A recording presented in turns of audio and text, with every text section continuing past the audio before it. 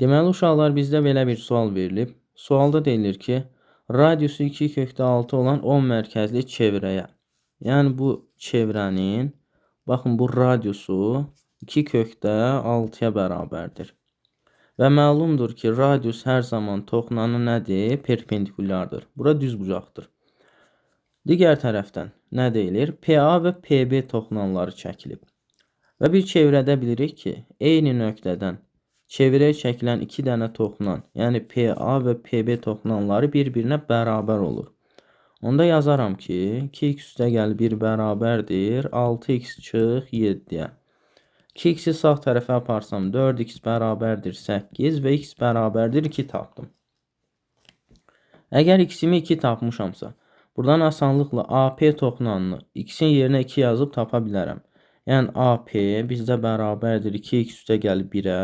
X-ə 2 yazsam, 2-ni 2-yə vuraram 4, üzərinə də 1 gəlsəm 5 taparam.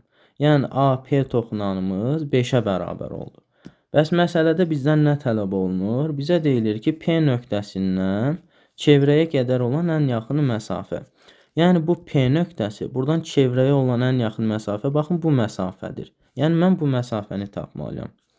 Buradan isə görünür ki, O nöqtəsindən bu çevrəyə olan bu məsafəm eyni zamanda radiusdur. Yəni mən buna da 2 kökdə 6 yaza bilərəm. Burada görünür ki, AP düzbucaqlı üçbucağın bir kateti, yəni 5 yazaram.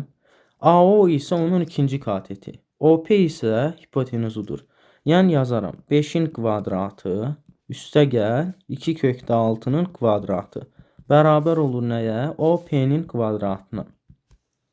Burada nə alınır?